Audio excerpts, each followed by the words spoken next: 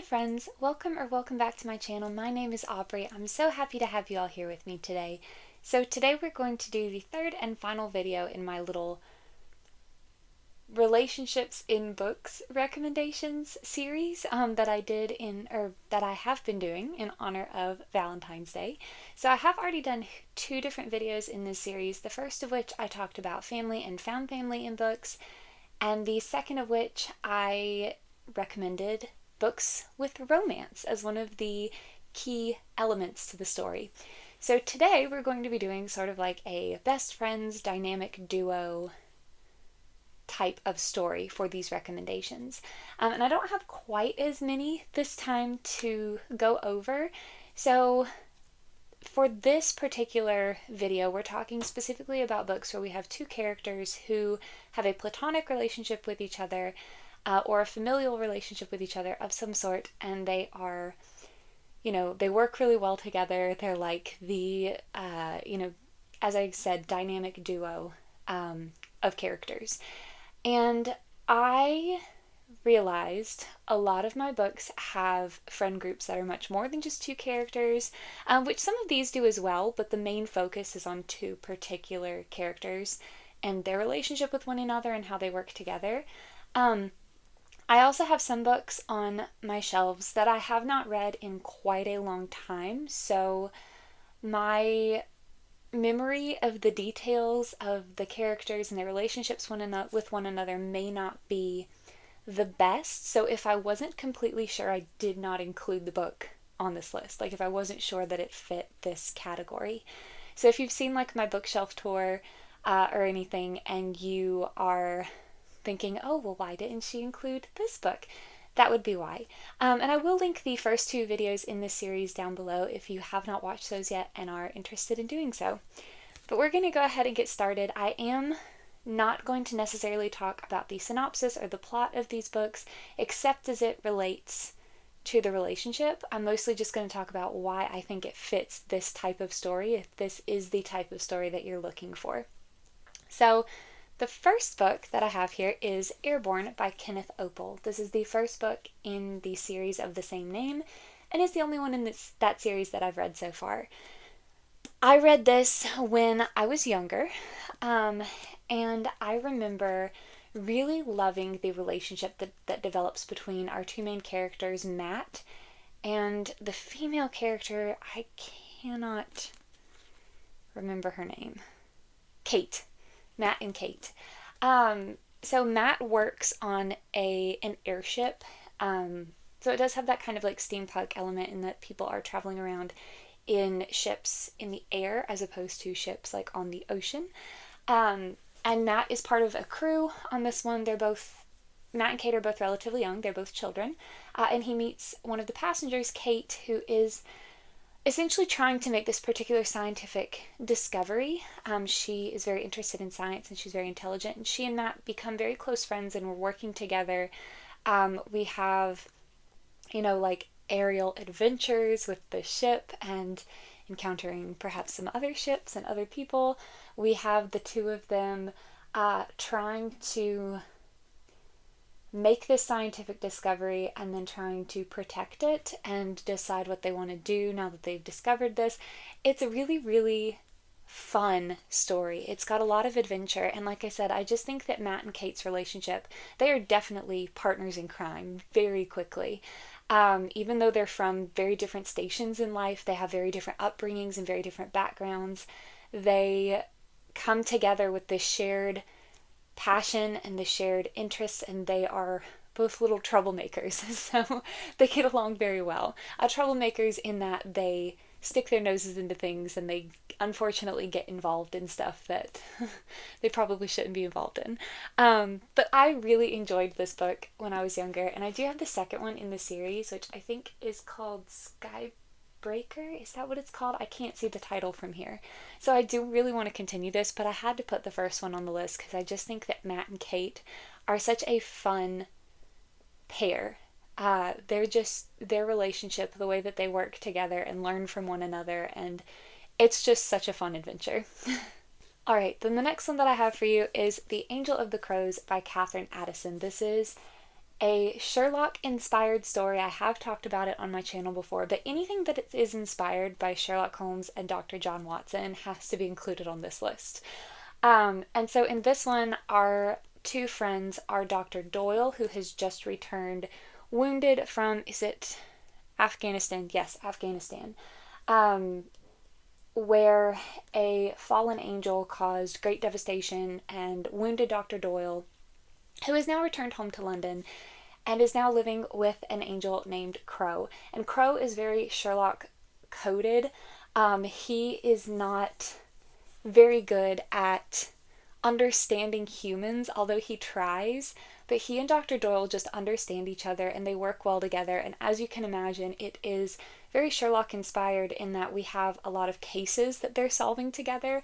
But this story is if all of these different supernatural creatures like lived in our world. So we have angels, vampires, ghosts, werewolves, the whole gambit.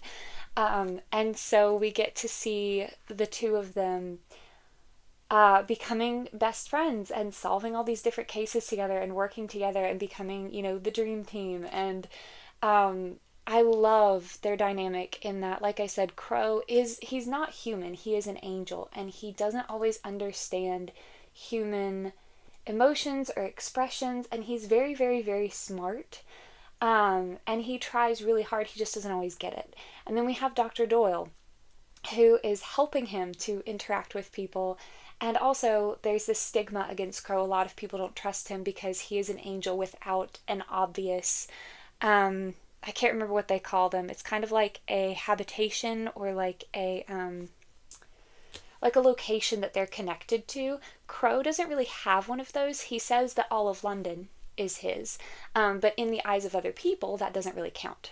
So Crow is adamant that he is stable, he is connected to a location, because the problem is that if angels lose their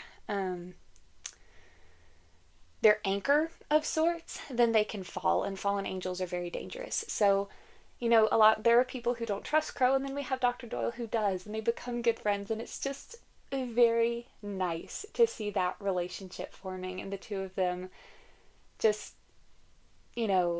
learning to live with one another and work with one another and becoming so close. And it's just very nice. And it's also really fun to read about the different cases in here and to see how Catherine Addison has imagined Sherlockian London in this sort of setting with all of these supernatural elements to go along with it. It was a lot of fun. And if you're a fan of Sherlock Holmes, it is not, like I said, it's definitely Sherlock coded, but as a big fan of Sherlock Holmes, I still got a lot of new content out of here because it's not the same story. It's just inspired by it, and it's really, really fun. So I highly recommend this. More people need to read Catherine Addison's books. I've only read 2 so far, this one and The Goblin Emperor, and I have been in love with both of them. The only complaint I have about The Angel of the Crows is that I wish it was longer. I wish there was more. I wish there was a series, because I just want to see these two solving these cases and interacting with these different supernatural creatures and bonding together. I just want so much more content of that. Okay. The next we have the Bartimaeus trilogy by Jonathan Stroud. This is the first book, The Amulet of Samarkand. This series did originally start as a trilogy, and there has been a prequel book that was written later. I have not read the prequel one yet, so I'm specifically talking about the original 3 books in the original trilogy. So our pairing in here is a little different in that they're not always obvious friends, because we have Nathaniel, who in book 1 is training to become a magician. Magicians basically rule society in London in this world, because they can summon spirits from this place called the other place or the other plane. I can't remember which term they use. And these spirits, which are like jinn and afrits and imps, they are bound to do the magician's bidding. And these spirits don't necessarily want to be summoned to our plane of existence. They kind of want to be left alone, but they don't really have a choice. So it's basically at best indentured servitude, at worst slavery. Although some magicians, it is possible to have a positive bond with your spirits. but it's not really considered or practiced. So we have Nathaniel, who is learning to become a magician, and then we have Bartimaeus, who is a djinn who he summons because Nathaniel's master is not being very kind to him in the first book. And so Bartimaeus and Nathaniel, this is how they meet. Nathaniel summons Bartimaeus even though he's not supposed to. Bartimaeus becomes his servant, and they get embroiled in a sort of conspiracy type situation that Nathaniel's master is involved in the first book. But as the series goes on, we see their relationship grow as Nathaniel gets older and he continues to keep summoning Bartimaeus. And so they don't always have a super positive relationship, but it's like at times it's very forced. But then you do see that there is maybe possibly some semblance of care for each other. And yes, Bartimaeus is supposed to do what Nathaniel says, but Bartimaeus is also not heartless, and Nathaniel is being taught that magicians are superior over common folk and that spirits are kind of the least. Oops, bumped the shelf behind me. Spirits are kind of on the lowest rung of the ladder. But at the same time, he has this djinn who is very snarky, Bartimaeus has been summoned by magicians for thousands of years. He's very, very wise to the ways of people, and he doesn't really hold back when he talks to Nathaniel. And so you get to see their relationship just as Nathaniel is getting older and becoming enmeshed in politics and in, the world on a larger scale. And it's just really fun. This series is so good. I love their dynamic, and I love Bartimaeus' snarkiness, and I just love seeing him push Nathaniel to question things that he's being told. And it's like even when they dislike each other, they can still trust each other, that kind of dynamic, and it's just really fun, and I highly recommend this series if you have not read it. Okay, this next one is on here. Again, so for this one, I am specifically talking about the manga at this point because I feel like there are things in the manga that give the relationship a more positive twist that are then left out often in the anime. And I am talking specifically about like the first season, and then some of the things in like some of the like later OVAs and things like that, but mostly in the first season. So the series that I'm talking about is Black Butler by Yana Toboso. And so our basic setup and the setup basically defines the parameters of this relationship. We have a young boy named Ciel. I think he's 12 when it starts, either 12 or 13. 12. He's 12. And he's been missing after the deaths of his entire family. And he returns from being missing, injured and a lot more stoic and solemn than he was, and accompanied by a mysterious man named Sebastian, who is now Ciel's butler. And so Ciel takes over the earldom from his late father, and all of the duties that go along with that include being what is known as the Queen's watchdog, meaning that his family is responsible for policing kind of the underworld of society, dealing with criminals in cases that are not acknowledged by polite society or not like involved in polite society. And Sebastian is like the perfect butler, and he helps Ciel with everything, including solving these cases and doing his job while also doing his duties as a butler in the house and caring for him because Ciel is only 12. The problem is that Sebastian is a demon, and he and Ciel have a contract that Sebastian will care for him, do his bidding, obey him, help him to accomplish his goals, and in return, eventually Sebastian will get Ciel's soul. So, the setup is really, really dark, but I feel like there is hope for a happy ending with the manga because while Sebastian is definitely a demon, and he does, he is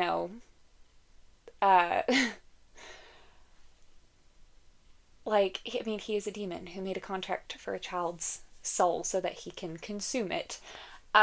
which is not great. He is also suddenly in this long-term contract with a child who he is completely responsible for protecting, caring for.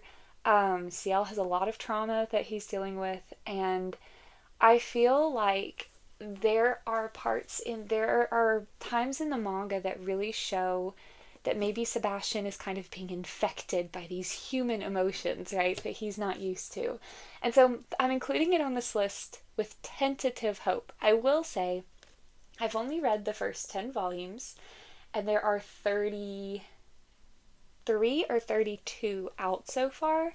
So I am quite behind. It could get a lot worse, their relationship moving forward. And this series is very dark at times, so I don't want you to think that, I mean, I know the premise is dark already, but it does deal with things like Jack the Ripper and crimes involving children and, people doing some really shady things, weapons, arms dealing, and things like that. So, you know, be aware of that. It can get quite dark.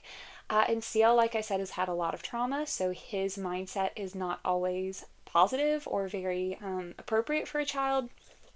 Like the way that he thinks, he doesn't look at things like a typical child does. And I mean, Sebastian is a demon, so while that makes him very, very good at his job, um, it also makes him willing to do maybe some things that most of us wouldn't be willing to do. But I do see a potential. Again, this is with the caveat that I've only read the first 10 volumes. There's potential for a positive relationship for them continuing to develop going forward, and that is my hope. So if you've read further than me and you disagree with me, I'm so sorry. You can let me know in the comments. Just please don't spoil anything. Keep it spoiler free. But tentatively, this is on this list because Sebastian and CL are. It's very cool to watch them do their jobs. So plus, I like a good overpowered character when it's done well, and I think Sebastian is one of those characters that's done well, so it's really fun just to see him, like, just being so efficient at what he wants to do. Okay, then the next book that I have, again, it is a series, it is a light novel series, and that is The Case Files of Jeweler Richard by Nanako Sujimura. This is book one. There is also a manga adaptation that is being published, but I haven't started reading that yet. I have only read the first 2 books in this series. It also says it's illustrated by Utako Yukihiro, but I think that just means maybe the cover, because there aren't any real interior illustrations.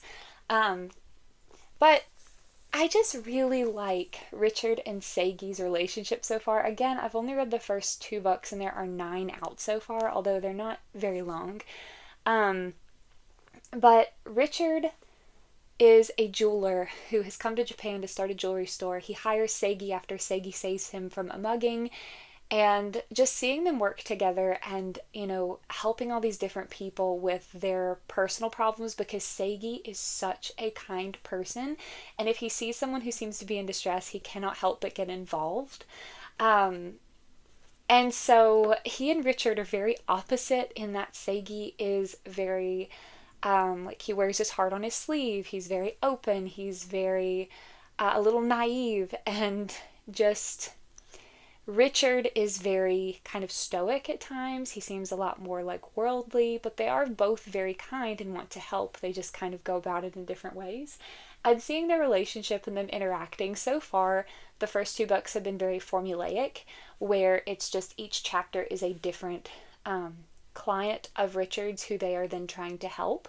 But I do think as the series goes on that there does start to become a more overarching plot line, aside from just their relationship and their personal lives developing. But I just think it's really cute, and you get to learn about gemstones, which is fun.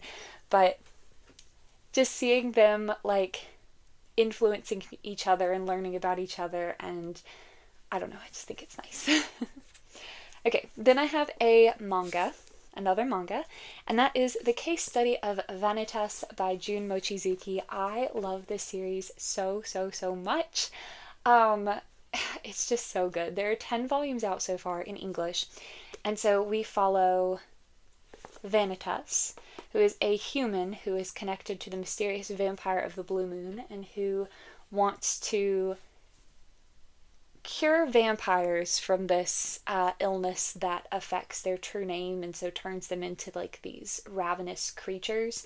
And then we follow Noe, who is a vampire who ends up joining Vanitas on this mission of his. And I just love them so much. At the beginning, they really don't act like they like each other at all, but you really see their relationship developing very quickly in that Vanitas is very loud and brash and stuff on the surface, but he has a lot going on underneath and in his past that is really affecting like his opinion of himself and his opinion of others and how they are going to treat him or relate to him. And then we have Noe, who also has had trauma in his past, but who is genuinely just such a good person, and again a little bit not really naive, but he is just so awed by everything that he encounters. Because he's not, don't want to say that he's been sheltered, because he has definitely seen some pretty and gone through some pretty awful things in his past, but he hasn't really been out into the world much. And just the two of them working together, you get to see their relationships developing, them learning about one another. And there are other characters who they become friends with and who are, a part of this story, but the main focus is on the two of them.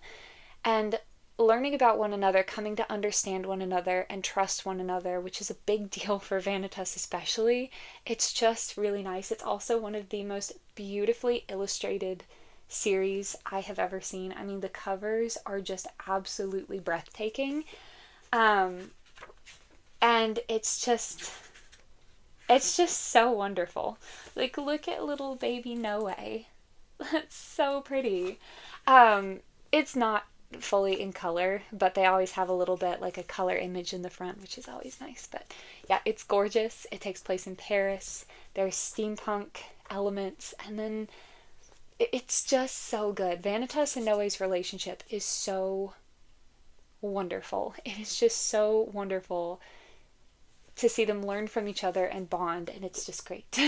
Okay, then I have a middle grade series to recommend, which is Chronicles of Ancient Darkness by Michelle Paver. This is book 1, Wolf Brother. Now, there is a continuation to this series.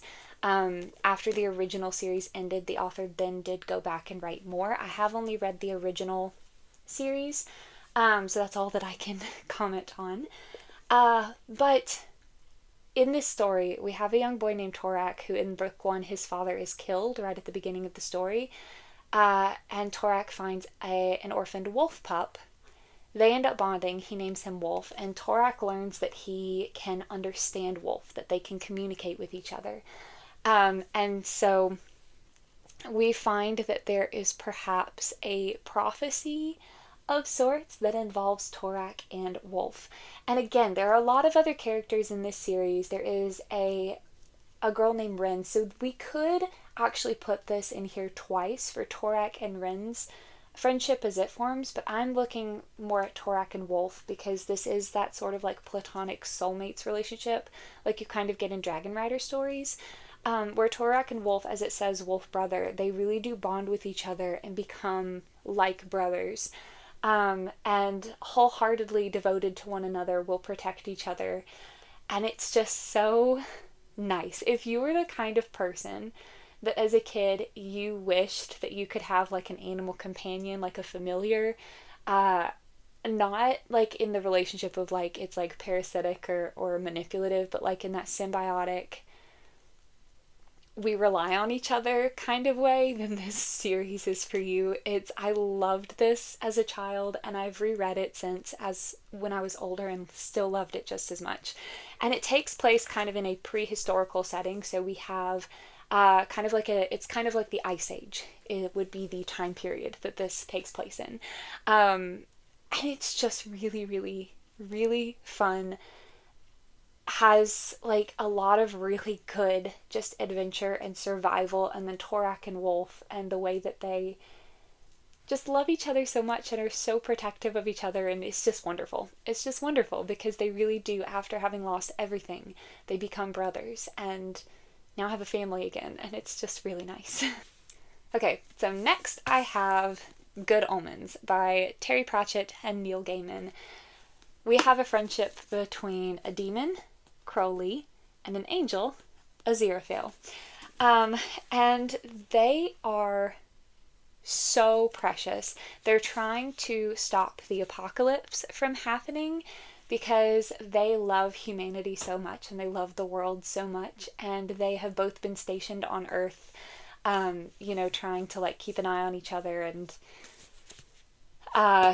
do their jobs for their opposing sides. And the whole story is about them trying to stop the apocalypse because they think that humanity deserves a longer chance, and they also suspect that perhaps this apocalypse is not part of the ineffable plan, that it is being kind of orchestrated by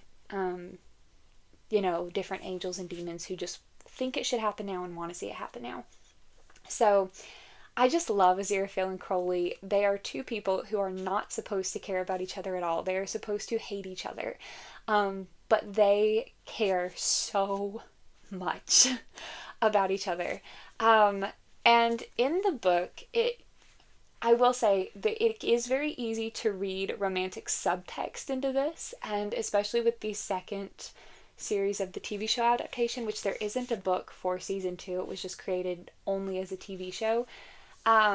So there is that, but I wanted to just include it on this because it's not explicitly stated in the book. So I didn't want to put it on the romance list because I felt like that would be a little disingenuous for people who are looking for a outright romance, and that's not really what you get here. So you can read it either way according to your particular preferences. But I just think it's just so nice because, again, they are supposed to hate each other. They are supposed to be enemies, but they care so much about each other. And it also has this idea of like redemption, right? Because Crowley is a demon, and Aziraphale still loves him and forgives him for, anything that he's done that goes against Aziraphale's, beliefs and morals. And so you just get to see them caring for each other, and it's so nice. And then also trying to stop the apocalypse, which, that's the main plot, but friendship between an angel and a demon, if that interests you, Good Omens is great. It's also really funny. Books don't often make me just laugh out loud. I might like giggle or smile, but Good Omens made me genuinely just laugh at times. So, okay. Next, we have a Dragon Rider story, and that is The Inheritance Cycle by Christopher Paolini. This is book 1, Aragon. I mean, you have a dragon and a person who have bonded, whose souls are connected. Again, the whole platonic soulmates concept. It has to be on this list, right? We have a young boy named Aragon who is living in this very rural, isolated community, and he finds a dragon egg and out hatches a baby dragon who he names Saphira. And now suddenly he is a dragon rider. The problem is all of the other dragon riders were killed by King Galbatorix, who is the only dragon rider left, and he's kind of taken over. So now Aragon and Saphira have to go on this adventure to try to save the world. But it has this whole bond with someone who you are going to share your entire existence with, and who is going to love you unconditionally. And it's just so nice. I have always loved dragons, and Dragon Rider stories have always just really gotten to me with that relationship of, again, it's this intelligent creature. No, Saphira is not a human, but she's still a person who you have this undeniable bond with, who chose you, who you were meant for each other. And it's just so wonderful. This platonic, I love you and you love me, and I would do anything for you and you would do anything for me. kind of relationship, and it's wonderful. If you like Dragon Rider stories and you have not read The Inheritance Cycle, you really need to. Or alternatively, if you've never read a Dragon Rider story and you don't mind some violence and you enjoy adventure, go for it. Then the next book that I have was actually on my list of like the family and found family, but I thought that it should also be included here, and that is Jacoby. This is the first book in the series of the same name by William Ritter. Again, very Sherlock Holmes coded with a supernatural element. So we have a young girl named Abigail who has just arrived in New England after having kind of run away from finishing school, and she gets a job with this guy named Jacoby who solves cases, but the cases he solves are they're all involved with the supernatural, which most people don't believe in and can't see. And so Abigail becomes his assistant, and again, we get to see someone, Jacoby, who has never really been understood by most people, suddenly having someone who wants to be his friend and is willing to hang out with him and run around with him doing his job that a lot of people laugh at because they don't believe that it's even real, and them forming this bond. And I've once again only read the first book in the series, but I'm so excited to continue it because I just think that Jacoby and Abigail's relationship once again is so wholesome, and seeing, them caring about each other and Jacoby learning to trust somebody with his work, which is the most important thing to him, and it's just really nice. Okay, the next I have a duology. It is technically part of a larger world, so there is like a sequel series that comes after this, which I have not read, that follows children of some of the main characters in this series. But because I haven't read it, I'm only talking about the two books in this original duology. And that is Kingmaker, Kingbreaker by Karen Miller. So this is book 1, The Innocent Mage. And in this story, we have a guy named Asher who ends up finding out that he ends up getting involved with the royal family, and specifically the prince, and the two of them form this friendship. There's like a lot of political stuff in here and a lot of I don't want to say conspiracy. It's not really conspiracy. Prophecy. There's prophecy in here about a certain mage who will arrive and do something very, very world-changing and grand. I don't want to say too much because you don't know a lot at the beginning. Like, you kind of learn as the story goes on and things are unfolding and you're seeing what different characters are saying. But the reason it's on this list is because the relationship between Asher and the prince is just so nice. They kind of butt heads and stuff at the beginning, but you see them quickly becoming best friends and working together and trusting each other. And it's just really nice. I really enjoyed that aspect of that relationship. And it is very key to the story because of who they are. Their friendship quickly becomes very important. So that's all I really want to say, because again, I feel like a lot of the plot is something you have to discover as you read through it. So I really don't want to spoil anything.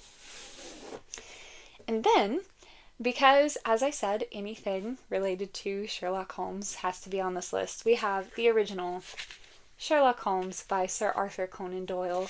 I love Sherlock Holmes so much, and if you don't know what Sherlock Holmes is about, we have a guy named Sherlock Holmes who is a consulting detective, meaning that he helps the police on cases that they can't solve because he's super, super smart, very observant, very good at the art of deduction, and he is also very misunderstood by a lot of people. I would say that he definitely is probably autistic, although that wasn't a term maybe that was known when Sir Arthur Conan Doyle wrote these stories. But he just looks at the world in a unique way, and he's not always good at interacting with people. And he meets Dr. John Watson, who, wounded soldier from Afghanistan. Again, the Angel of the Crows has a lot of the same basic setup, but there's a lot of stuff different in that. But a wounded army doctor from Afghanistan who has come back home and is in need of a place to stay. They become flatmates. They become friends. Dr. Watson starts helping Sherlock solving his case, to solve his cases, and it's just a lot of fun. This is like the original I don't mean it's not the original. I'm sure that there were lots of mysteries written before this. But this is the epitome of like detective stories and seeing people using the art of deductive reasoning to solve cases. And it's just really fun. If you've never read any Sherlock Holmes stories, the mysteries are actually quite fun. Um, they can be a little wordy at times, but I love them so much. And again, Dr. Watson and Sherlock Holmes are just, they are the definition of like best friends who just get each other completely. And it's especially nice because just like with Crow and Jacoby, Sherlock is, like I said, he doesn't get along with many people. And he's kind of started to put up that wall, you know, like, well, they don't understand me, they don't like me, so I just am not going to care what I say or what they think of me. And then he makes a friend. And it's just so nice. So, highly recommend Sherlock Holmes. Okay, I just have 3 more for you today. So, the next one is Something Wicked This Way Comes by Ray Bradbury.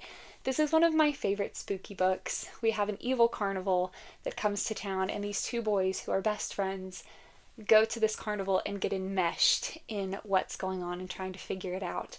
And it's just really creepy, really atmospheric, really perfect for fall. But also these 2 kids working together and getting involved in something that is absolutely terrifying. And it's just a really, really nice depiction of childhood, adolescent friendship, and how strong that bond can be. And I just really love it. I don't want to say too much else either for this one because I feel like what's going on with the carnival, it needs to be experienced rather than told. So, Something Wicked This Way Comes. It's fantastic. I love it so much. Highly recommend you read it, especially in the fall. Like, I know I'm recommending it now for this list for Valentine's Day, but like, it takes place in October, right? I'm pretty sure. Yes, it takes place in October. So if you want to just kind of like mark it down to read in October, that would be my highest recommendation. But if you do just have that itch for that kind of like friendship based relationship in a story, then this one is a good one. All right, so then the last 2 that I have for you are both, again, Dragon Rider stories. So I have Songs of Chaos by Michael R. Miller. This is book 1, Ascendant. We have a young boy named Holt, who is the son of a cook at a Dragon Rider, not academy, it's like a, kind of like a base. I can't remember the term that they use, but it's like a base for Dragon Riders. And he learns that dragons do not tolerate what they perceive as weakness in their offspring, so if there is an egg that seems at all deformed or wrong, they will actually destroy it. He steals a deformed egg, and a blind baby dragon hatches out of it, who he names Ash. So Holt ends up becoming a dragon rider, even though based on his station and who he is, he never should have. So again, we have that platonic soulmate kind of relationship. This could have also potentially gone in found family as this story develops and they start to make friends, but I just felt like the relationships hadn't quite reached that level yet. But Holt and Ash are so sweet, and at first, you know, as Ash is growing, Holt is completely responsible for caring for him because he's a baby. And then as he gets older, and we see that becoming like a mutual feeling and a mutual situation, and it's just so nice. I love Dragon Rider stories. And they're also, you know, going on adventure, fighting this awful thing called the Scourge. There's some sort of evil lurking in the background, maybe, that is involved with what's going on. And it's just wonderful and delightful. It's also a progression fantasy. So if that's something that interests you, and you are also looking for that really nice, you know, best friends, platonic soulmates kind of relationship, then this is a very good one. And then lastly, I have Temeraire by Naomi Novik, and I'm pretty sure I also included this in the found family recommendations because of just the crew that they have, and then Tenzing. I love Tenzing Tharke, he's amazing. And then the other some other dragons and riders that they meet and bond with. So it definitely has the found family element. But again, all dragon rider stories need to be on this list because we have Will, who is a captain for the British Royal Navy, and he ends up becoming a dragon rider. Captures a ship with an egg on it. The baby dragon hatches, bonds with him. He names him Timur, and suddenly they're part of the aerial corps, where they use dragons for aerial warfare. And the Napoleonic Wars are going on, and we get to see Lawrence and Timur again, once again, just this relationship, this platonic soulmates situation. I know I use that term a lot, but it really applies to dragon rider stories, okay? At least the ones I've read. And we see them just grappling with different things and being involved in war and all of these hard situations, and just always, always, always being there for one another and putting the other one first and caring about each other above all else.